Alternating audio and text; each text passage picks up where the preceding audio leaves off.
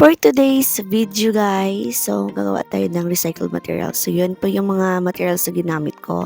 Sacks, plastics, pit bottle pala. Ayan. So yun na nga, for the making, gumawa muna ako ng saya. Saya.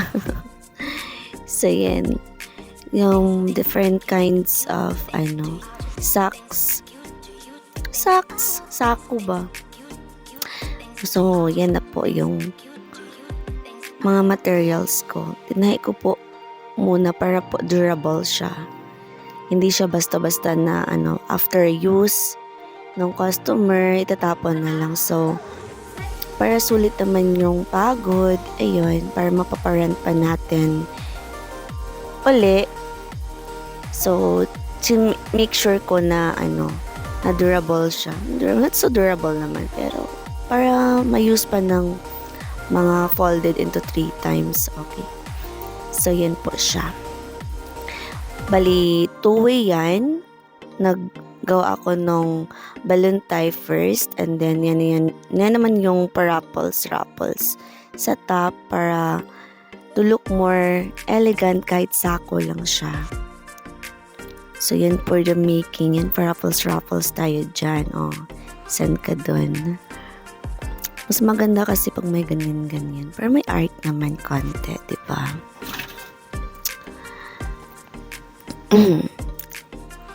So, yan. Close natin. Tara! So, yan na po yun.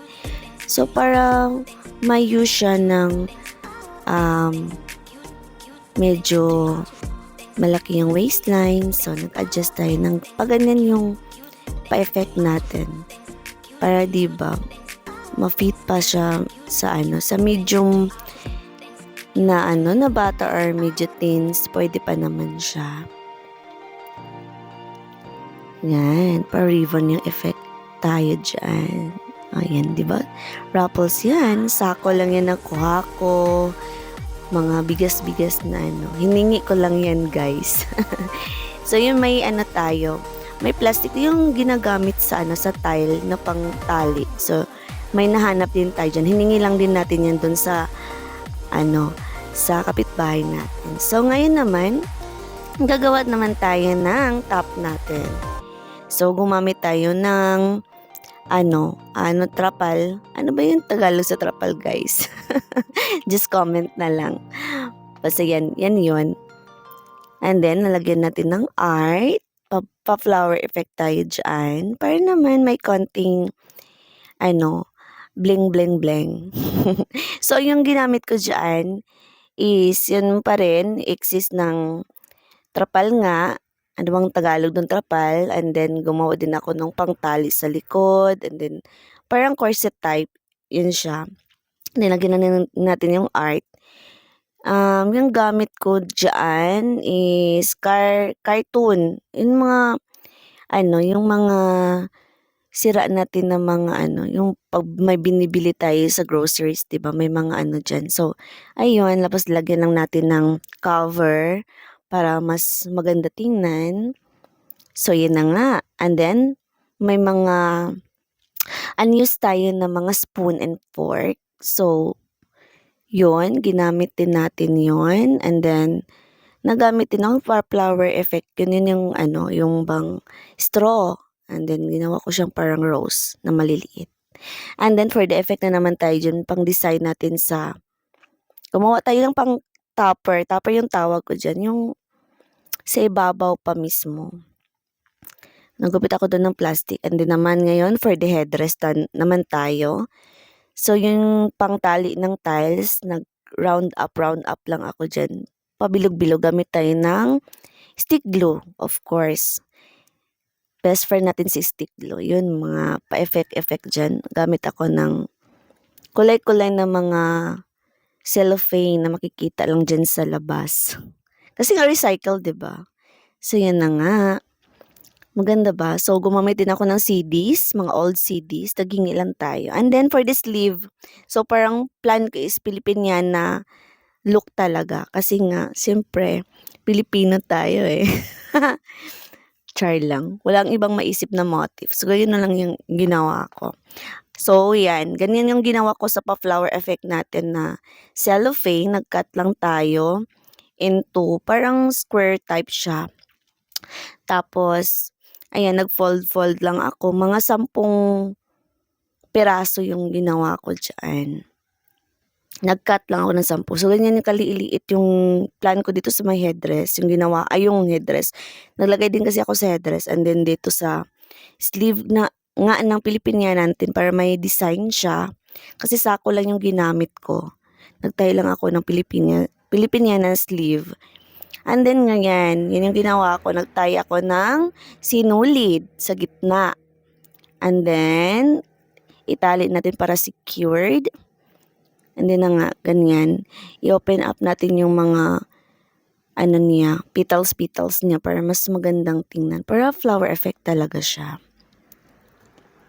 So, ganyan yung kinalabasan, guys. Parang, ang ganda nung cellophane na to. Kasi para siyang cotton after. Hindi nga ba? Kita nyo? Ang ganda. Ayan. O, diba? Sinong mag-aakalang cellophane lang yan, guys? So, diba? And on, so for the sukat na tayo. So, andito na yung model natin na si Ebony. Thanks for her. At, nasukat at nakita natin yung gawa nating recycled gown for our customer na request ni Ma'am. Shout out to Ma'am Juvelin. So, ayan na nga, guys. Ayan. Una na, di ba, two-way siya. Doon may so parang 3 top siya. 3 saya siya para maganda yung effect talaga. Yan. Di ba? Sino ka dyan? Parapples yan na mga sako lang yan, ha? Oh, yan na yan, guys. And then yung parang niya, yung parang pa-bleng-bleng niya na may yung carton lang yan. Yung sa gitna ng ng box, 'di ba? May parang diyan. So, yun yung ginamit ko. Then nag-spray lang ako ng kaunting Pilox para mas maganda tingnan. Nag-spray ako ng gold and then yun sa foam niya na recycled lang din namin. Nakita lang din sa sa bodega. Oh, sino ka dyan? So, 'di ba? Ang ganda. So, syempre, aaura natin yan. Lagyan muna natin yun ng yung headdress niya para mas makita natin. And yun, di ba, nakita niyo yung paano dyan ako sa yung parang donya-donya ba? So, mga yan, big cellophane cut lang yan. So, marami tayong cellophane kasi nga sa store natin, wholesaler tayo ng cellophane eh. Buti na gamit pa natin, di ba? Nasa bodega lang, nakaambag.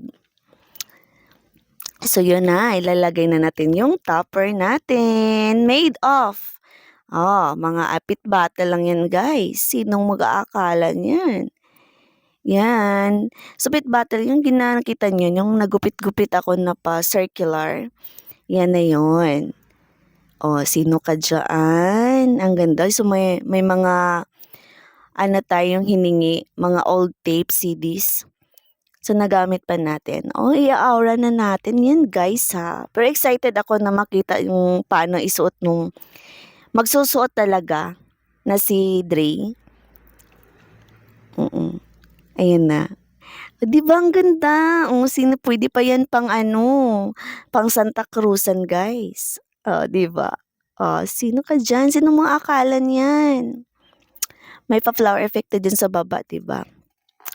Ayan na. Thank you for watching, guys.